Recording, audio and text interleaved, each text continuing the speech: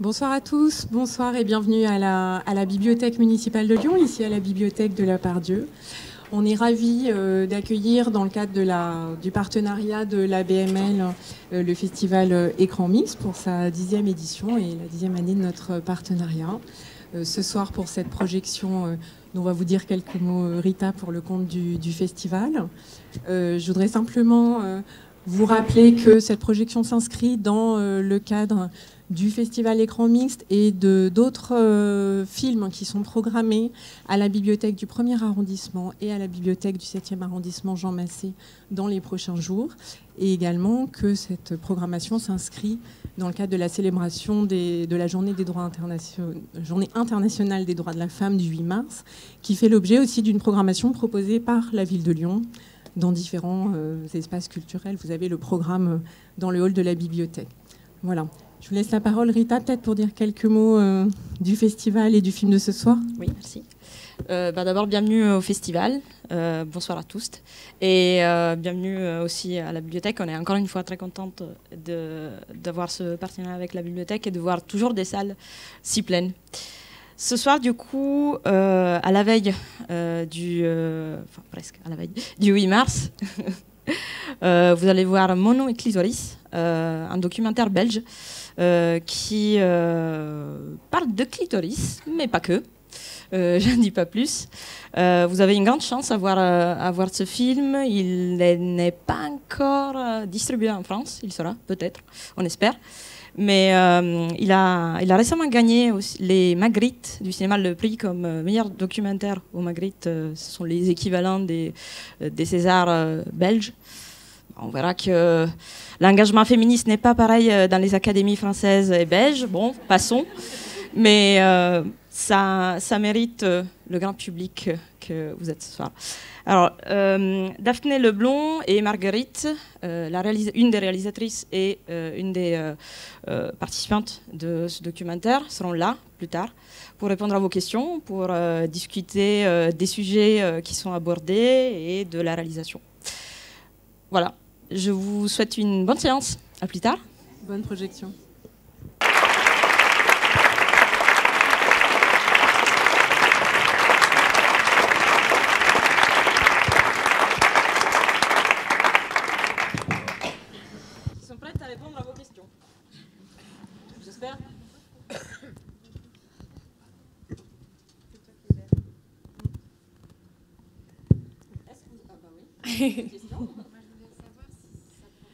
Il y a des micros qui circulent dans la salle. On va vous demander d'attendre les micros pour poser vos questions pour que tout le monde vous entende. Merci.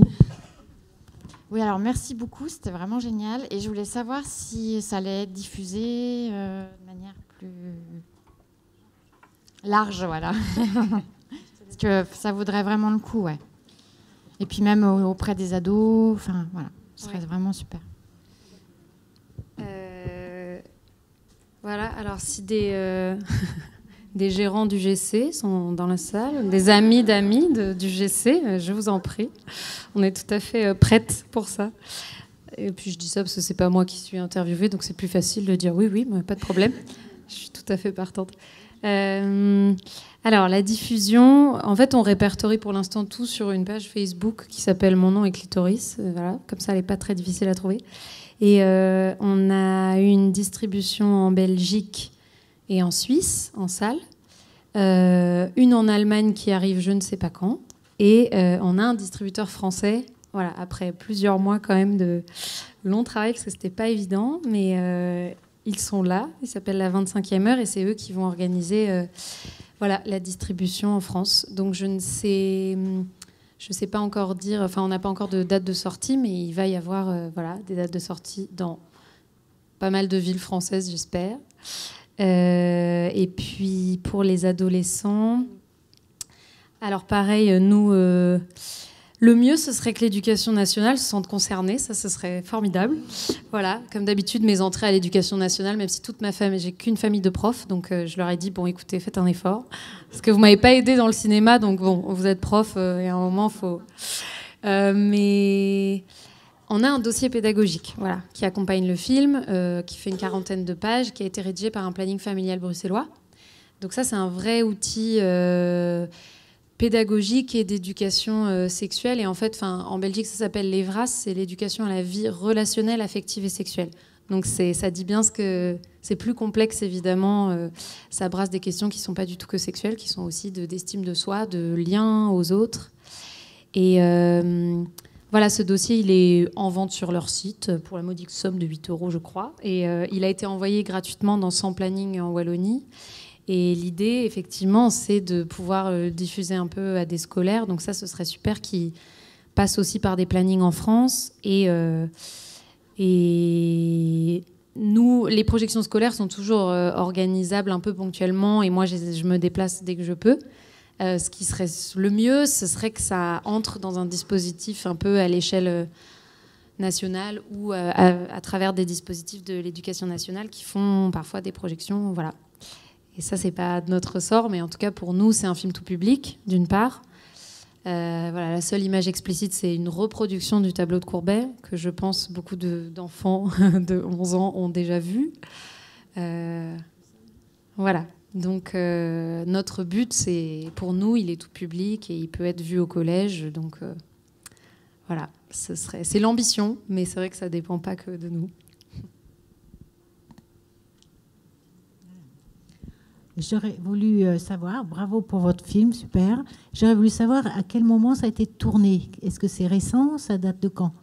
Non, à peu près comme n'importe quel film, c'est 4 ans de travail là. 4 ans. Mais ça veut dire qu'on n'a pas beaucoup vieilli. Hein, oui, bah ça c'est pas faux. On reste les mêmes. Ouais, par contre, je vais finir ma question parce que je suis très surprise d'entendre encore, et je pensais que ça avait avancé, mais je vois qu'il y a du travail, de parler de plaisir clitoridien et de plaisir vaginal. Ouais. Moi, j'ai passé ma vie à ça, alors que ça n'existe pas. Ouais. Et c'est pour ça que je voulais savoir, c'est encore dans la tête des jeunes filles, quoi. Oui, bah pour ça, il faut poser la question à des jeunes filles. Et oui, c'est encore dans beaucoup de têtes. Il y a vraiment à faire, et vite. Ouais. Je suis très heureuse. Je suis d'une génération où moi, j'ai découvert ça, j'avais 50 ans. J'ai passé toute ma vie à avoir des trucs, bon voilà, et est-ce que je suis vaginale avec les copines à l'époque, il y a 40 ans, 50 ans. Donc voilà, il faut vraiment faire vite, je pense, c'est bien. Il faut s'avancer. Merci à vous. C'est sûr que c'est des espèces de catégories,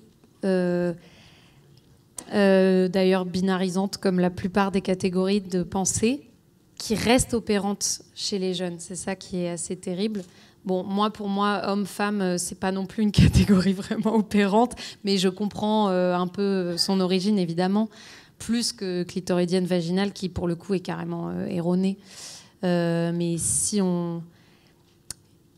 c'est faire l'effort de tout penser sous forme de continuum, c'est quand même... c'est fou à quel point il y a de la résistance, parce qu'on a décidé qu'on allait séparer les choses en deux, de façon mathématique, quoi. Parce que tout est continuité, et voilà, même les sexes et les organes sexuels, les médecins et les chirurgiens savent que les personnes intersexes ne naissent pas avec des sexes qui sont... les sexes ne sont pas rangés gentiment d'un côté et d'un autre, d'un spectre, avec une frontière au milieu. Tout marche de façon continue, en fait. Et c'est assez fou de... Je ne sais pas quelle est l'origine historique, mais je pense qu'en épistémologie ou en histoire des sciences, il doit y avoir quelque part l'origine de penser le monde à travers des séparations comme ça. Ça permet de faire des hiérarchies aussi, parce que le plaisir vaginal est très, très, très quand même lié à la pénétration, et que ça glorifie une sexualité pénétrante versus une sexualité... plus externe, voilà. Donc on binarise et en même temps on hiérarchise, quoi. C'est ça aussi qui est triste et dangereux. Mais juste, on n'a pas daté le tournage, donc on a tourné à l'été 2000, un peu en 2 fois, plus après quelques interviews, mais la majorité, il y a eu un gros bout à l'été 2016 et une deuxième partie. Et Marguerite, c'était par exemple l'hiver 2016.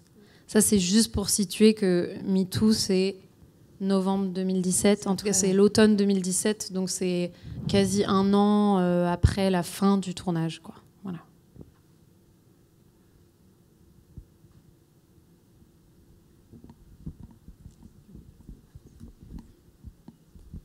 Bonsoir, j'ai 2 questions. Est-ce que c'est un film de commande ou est-ce que c'est vous qui l'avez décidé? C'est quoi qui vous a donné l'idée de faire un documentaire et pas de faire un film romancé? Une fiction. J'aurais adoré, mais je ne sais pas qui m'aurait fait cette commande, hein, vraiment. Alors là...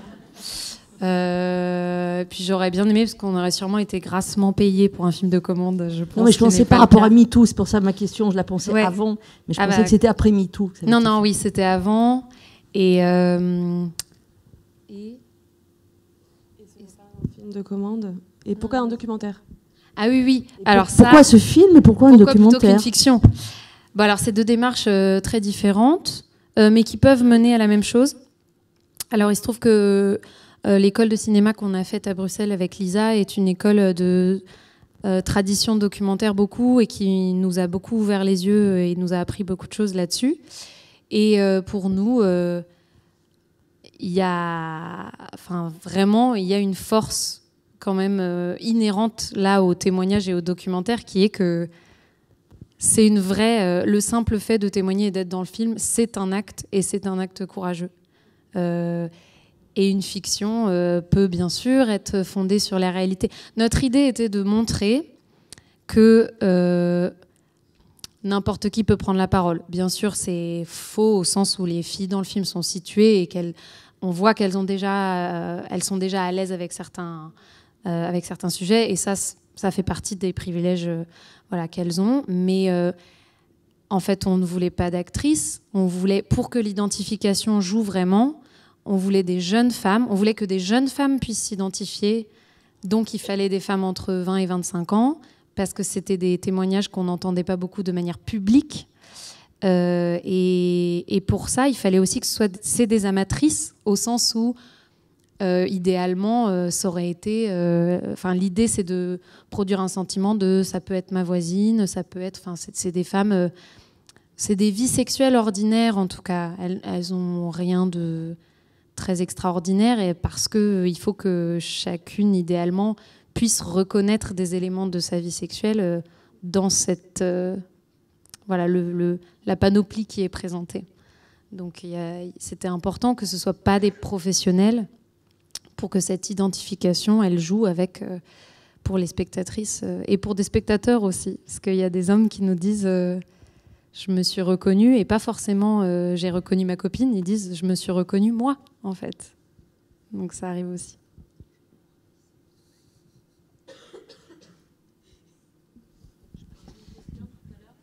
Oui, bonsoir. Merci pour ce film. Et juste une remarque, en fait, c'est pas une question, ça m'interroge un petit peu par rapport aux générations, à savoir que, bon, déjà, c'est... Moi, j'ai une fille qui a 28 ans et je constate quand même que j'ai ressenti quand même pas mal de... Comment dire ? De mal-être par rapport au sexe, peut-être plus important que l'idée que je me fais de ma génération. Mais ce n'est probablement qu'une idée parce que moi, j'étais dans un contexte un petit peu éclaté quand même, et ça correspond pas forcément à ce que tout le monde a vécu, mais ça me frappe quand même ce mal-être, voilà. Et ce qui me frappe également, c'est qu'aujourd'hui, je constate, à travers aussi le langage de ma fille et de ses amis, que l'homosexualité s'est énormément répandue, et à plusieurs reprises, je me suis dit, c'est aussi à cause du fait que qu'avant on n'en parlait pas, que c'était beaucoup plus tabou, et puis aussi la violence du sexe est peut-être ressentie encore plus que dans ma génération, par exemple. C'est l'idée que je me fais, voilà. Donc je ne sais pas si ça suscite des réflexions ou je suis peut-être pas très claire, voilà. Moi, je vais juste calquer une expérience un peu personnelle, c'est que je pense que oui, on en parle plus. Parce que tout simplement, il y a des vecteurs comme Internet aussi qui sont arrivés par là, et où du coup on a accès à ces sujets-là de manière beaucoup plus large, avec des discours très variés. Et moi, c'est vrai que par exemple mon ouverture au féminisme, ça m'a fait me prendre la violence sexiste dans la figure aussi, c'est-à-dire que prendre conscience de ce qui se passait autour de moi, de ce qui m'arrivait à moi, ça rend le monde violent. Vraiment, je le vois plus violent qu'il y a que dans le film. Hein. Je pense que c'était il y a 4 ans. Je vois le monde aujourd'hui encore plus violemment qu'il y a 4 ans et il y a encore plus violemment qu'il y a 8 ans. Et je pense que cette ouverture le fait qu'on en parle plus, c'est très important et en même temps, c'est très violent. Moi, je l'ai vraiment ressenti comme une violence et ça fait, ça ouvre un autre regard sur ce qui... C'est beaucoup l'effet des médias, en fait, de la médiatisation. Oui, moins, peut-être pas le discours qu'ils en font. Hein. Je dis pas que les médias me dépriment, mais en tout cas, devenir féministe, c'est aussi prendre conscience de la violence de ce qui nous arrive. Ouais. En tout cas, moi, ça a été mon expérience. Merci. Oui, allô ? Enfin bien. Oui. Oui, oui, allô. Moi, ce que j'ai beaucoup aimé, c'est le caractère spontané, clair, direct, authentique de ces jeunes. Et bien sûr, le côté tabou, il reste, mais leur découverte, et j'ai beaucoup aimé. Moi, j'ai ressenti beaucoup de fraîcheur dans les situations expliquées. Je suis une femme très optimiste et j'aime beaucoup. J'ai beaucoup aimé ce film que je trouve très léger, mais en même temps très profond. Et esthétiquement, il y a beaucoup d'allure dans les mots, dans les gestes, dans la façon de photographier. Liberté, beaucoup de liberté. Alors c'est rigolo parce que c'est quelque chose que j'ai déjà dit dans une autre projection, mais vous m'entendez ? Oui, vous m'entendez.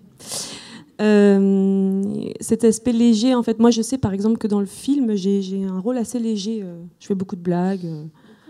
Et oui, c'est-à-dire que je mets à distance beaucoup, alors que quand on parle entre copines, notamment avec Daphné de féminisme, on n'est pas légère, hein, on est plutôt énervé d'ailleurs. Et c'est très marrant de voir comment, en regardant le film, je me suis dit, mais tiens, moi, ma façon à moi face à une caméra, de livrer un vécu, c'est de le tourner en blague, en fait. Et c'est la spontanéité, et ça, c'est classe. Oui, il y a une partie spontanée aussi, mais il y a une partie aussi où on raconte des choses qui sont violentes et où on trouve une espèce de manière de le poser à côté de nous, quoi, de pas être trop patin par ça. Donc l'humour, c'est aussi une mise à distance. Bonsoir et bravo en tant qu'homme et puis en tant que père aussi, parce que j'ai 2 enfants, j'ai un fils et une fille.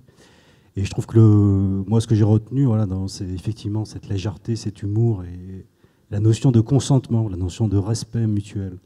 Moi, c'est ce que je dis à mes enfants. En fait, on ne parle pas forcément de sexualité. Voilà, c'est leur intimité. Ils n'ont pas forcément envie d'en parler, mais c'est le mot d'ordre que je leur donne là-dessus. Et puis récemment, je les ai envoyés voir Sex Education sur Netflix. Voilà, parce que je trouve que c'est vachement sympa aussi cette approche-là, de pouvoir en rire et de le partager, de dédramatiser et d'être toujours dans un respect mutuel dans les rapports humains. Encore bravo. Et je rebondis là-dessus parce qu'il y a souvent des parents qui m'ont parlé de ce film et qui disent mais comment je peux faire en tant que parent et ce dont le film parle, c'est vraiment du plaisir. Et la notion de plaisir, c'est vraiment pas juste le plaisir sexuel. Hein. Le plaisir, c'est aussi manger un bon gâteau. Et cette éducation au plaisir, parce que souvent, parler de plaisir sexuel à son enfant, ça peut être un peu rebutant, parce qu'on ne sait pas comment on s'y prend, ou alors qu'on s'y prend comme un manche. Mais il faut savoir que le plaisir sexuel, c'est un plaisir parmi d'autres, et que cette éducation au plaisir, de manière large, elle contribue largement à avoir une sexualité épanouie. C'est vraiment de se dire que on ne parle pas juste du plaisir au lit, mais vraiment de plaisir au sens large, du contact avec notre propre corps, en fait. Bonsoir. Merci beaucoup pour votre film, il rassemblait de très beaux témoignages. Ma question, c'est, il a été réalisé il y a 4-5 ans. J'imagine qu'il y a eu des évolutions, que ce soit dans vos réflexions et ou dans la réalité, j'espère. Est-ce que vous avez pour projet de réaliser un autre film, et si oui, quelle thématique vous aborderiez? Alors on est en train d'y réfléchir avec Lisa, avec qui j'ai réalisé le film, et on est un peu parti de retours de spectatrices. Et d'ailleurs, c'est un retour qu'on n'a pas encore eu ce soir. C'est marrant parce que ça vient très souvent. Bon, évidemment, les gens se demandent quelle est la place des hommes dans le film. Donc, ce qu'on dit, c'est que ça nous intéresse d'avoir des témoignages masculins sur la sexualité masculine. Pas féminine, parce que ça, si on fait l'amour avec des hommes, on l'a, leur opinion en général. Si on parle un peu, je veux dire, on le vit. Et puis, nous, ce qui nous intéresse, c'est vraiment ces témoignages incarnés à la première personne. L'expérience de chacun et de chacune. Donc ça nous intéresse d'entendre des hommes sur leur propre sexualité, entre autres parce que c'est un sujet qui est aussi très tabou, au sens où même s'ils ont le vrai sexe et le sexe défaillant, c'est très compliqué pour d'autres raisons pour les hommes, parce que quand on est dominant, les échecs et les défaillances, c'est quand même c'est plus difficile encore à assumer que quand on est dominé, je crois. Et il y a autre chose qui nous intéresse beaucoup, c'est les femmes. Il y a eu plusieurs fois le retour de femmes de 50, 55 ans, 60 ans qui nous ont dit « Et alors pourquoi c'est des femmes de 20 ans ?» Parce que c'était nos âges. C'est assez simple et qu'on ne pouvait pas traiter de toutes les femmes de tous les âges. Enfin, on a circonscrit le sujet comme en mémoire. Mais ce serait très chouette. Enfin, il y a un autre sujet qui est notamment la sexualité après la ménopause. Qui est, alors là, les femmes de 50 ans, je dis 50 ans avec un âge au pif, pour moi c'est plutôt la ménopause qui est importante, qui peut arriver à plein d'âges différents. C'est qu'est-ce qui se passe après cette période-là, qu'est-ce qui change, pourquoi on n'en parle pas, pourquoi on fait semblant que la sexualité n'existe plus après ça, et pourquoi les corps, évidemment, des femmes de 55 ans n'existent plus au cinéma. Alors là, on ne sait pas où elles sont. Et donc il y a ces deux choses qui n'existent pas, quoi, visuellement et au son et à l'image, il y a quand même deux grands absents, donc ça nous semble important. Voilà, c'est un peu nos pistes. Bonjour. Je suis là. Bonjour.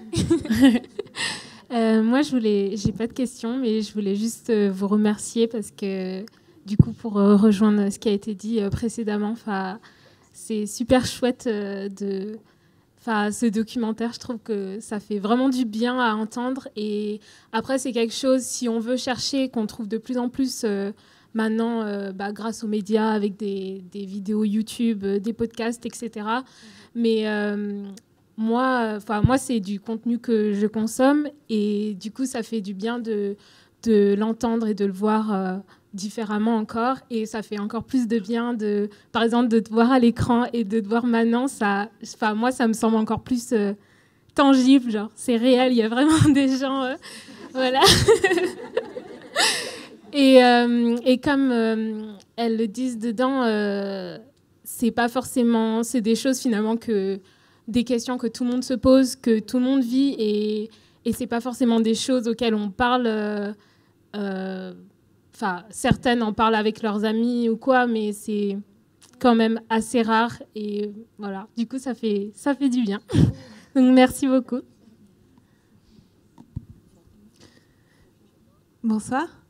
Alors, moi, j'aurais voulu savoir, en fait, c'est comment vous aviez choisi les personnes qui témoignent, en fait. Parce que ça me semblait, il y a deux intérêts un peu contradictoires. C'est-à-dire que si dans un documentaire, si vous avez la volonté que ça soit universel, entre guillemets, et que du coup tout le monde puisse se reconnaître, vous n'allez pas forcément faire les mêmes choix. Et du coup, qu'est-ce qui a prévalu quand vous avez choisi les gens qui sont du coup assez à l'aise?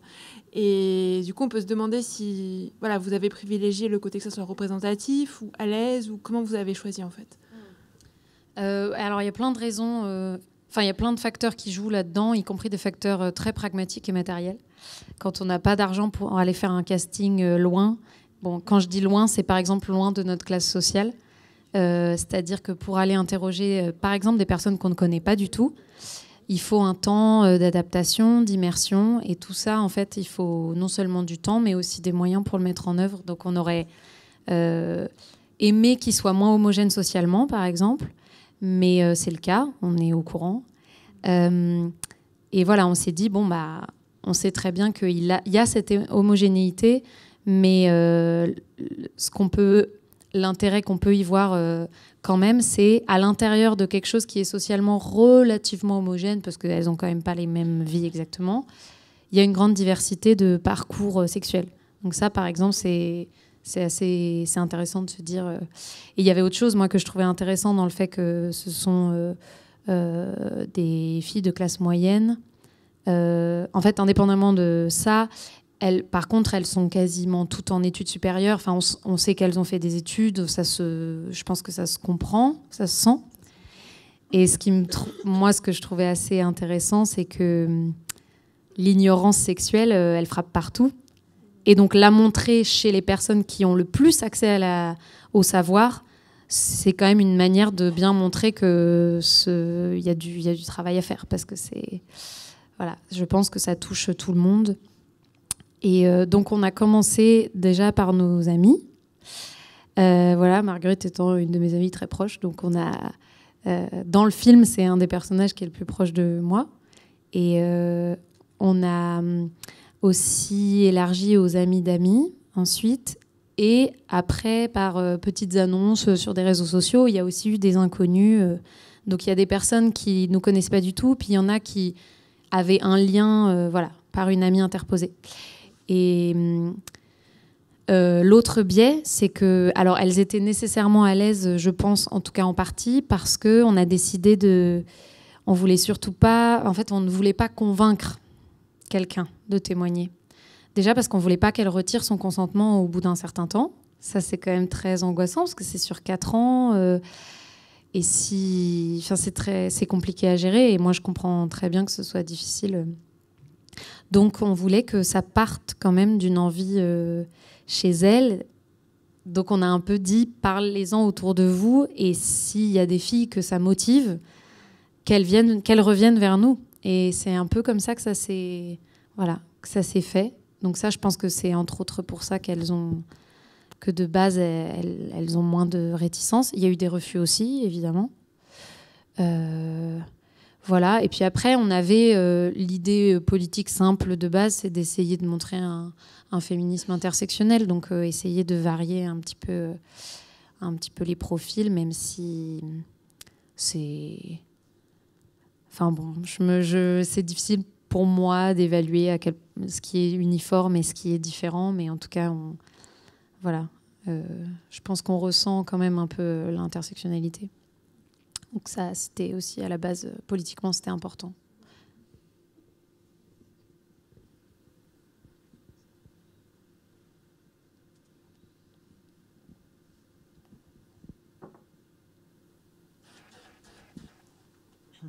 Bonsoir.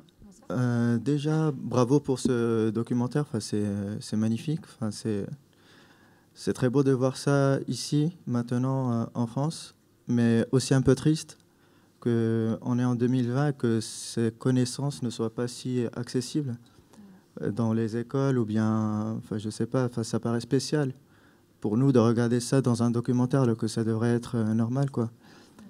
Mis à part ça, ma question était plus sur les festivals, parce que là, le film a 4 ans à peu près, et il a gagné, vous avez dit, le Magritte en Belgique.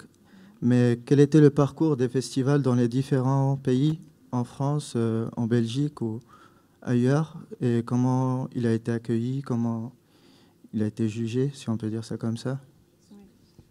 Il a eu un parcours un peu spécial. Parce que mon impression, c'est qu'en festival, il a fait un petit parcours et un peu poussif. On a attendu 1 an complet avant la première sélection, ce qui est quand même sacrément long, parce que les festivals fonctionnent par catégorie. On visait un catégorie 1, ce qui est le plus ambitieux, puis au bout d'1 an, en fait, on s'est dit on va prendre la moindre chose qui se présente. Et puis au bout d'1 an, on a eu un catégorie 1, ce qui était assez inattendu. Et le film est passé au FIF à Namur, en Belgique. C'était sa première mondiale. Il a été à Doc Leipzig, qui est le festival de catégorie 1. Là, il sera à Créteil au festival de films de femmes en mars, là, très bientôt.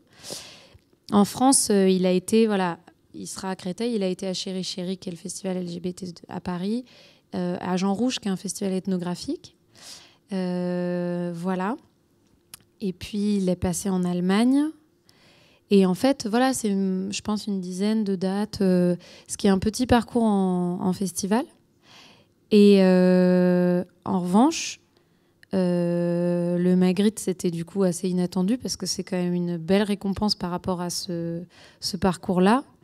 Et puis, il est à l'affiche il est encore à l'affiche pour l'instant dans une salle, un petit cinéma à Bruxelles, mais il est resté 3 mois à l'affiche, ce qui honnêtement n'arrive jamais. Donc on a peu de festivals et en même temps la sortie salle, il est resté vraiment 3 mois. Et ce qui a bien marché aussi, ce qui marche bien, c'est les projections débat, pas forcément dans des salles de cinéma. Voilà, il y a des bibliothèques, il y a aussi des lieux culturels qui font aussi des concerts, des bars. Donc ça marche très bien à Bruxelles notamment, où il y a des projections à 320 personnes. Voilà. Mais voilà, on n'a pas eu d'autres prix, par exemple, pour l'instant. Mais moi, je suis assez... On est surprise de la bienveillance, disons, parce qu'on s'attend à un retour de bâton. On sait que quelqu'un, un jour, va pointer tous les défauts du film qu'on connaît par cœur, évidemment. Et pour l'instant, on touche du bois, ça n'arrive pas. Donc on se dit, mon Dieu, le jour où ça va arriver, on s'y attendra plus. Mais bon, on les connaît, donc on se les cache pas non plus. Donc voilà. Pour l'instant, pour moi, il a un bon accueil, vraiment. Ouais.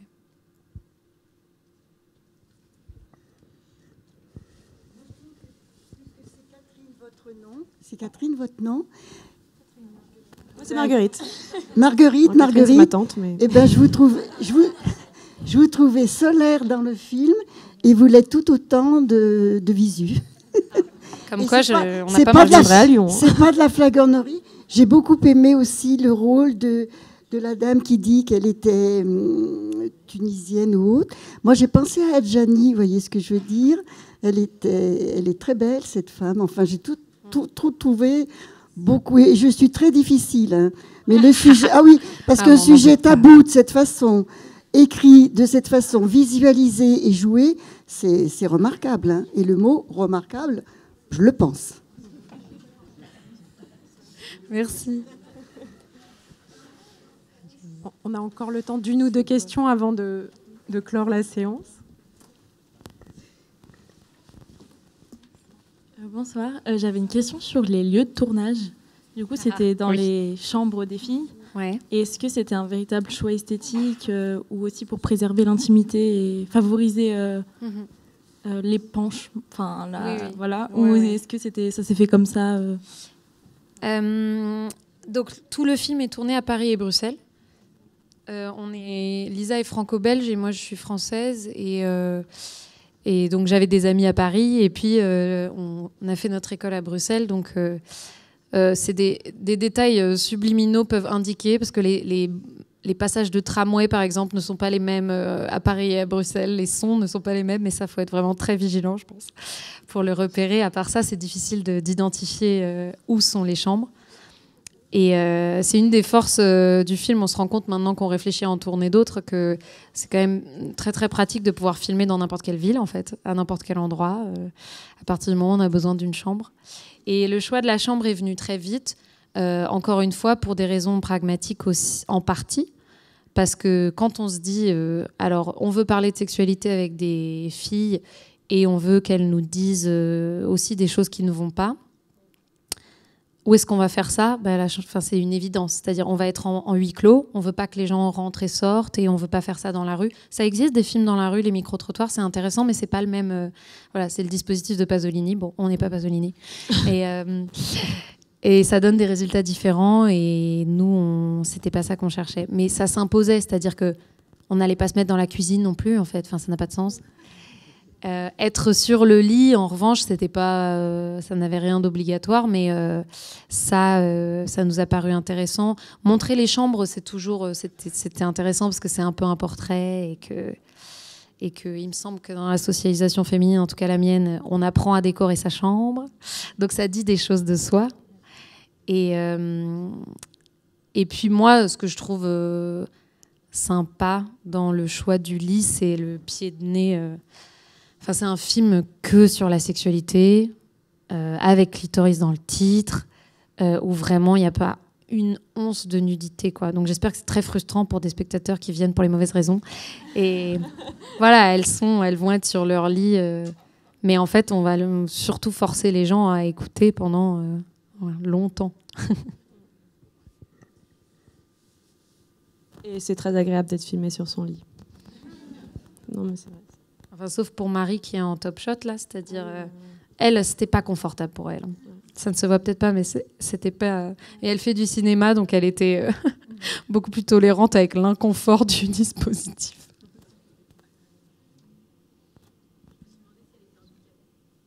Ah non. Et d'ailleurs, c'est quand même une grande évidence que le handicap n'est pas présent dans le film et que c'est un grand absent du film. C'est pour ça qu'il faut faire d'autres films.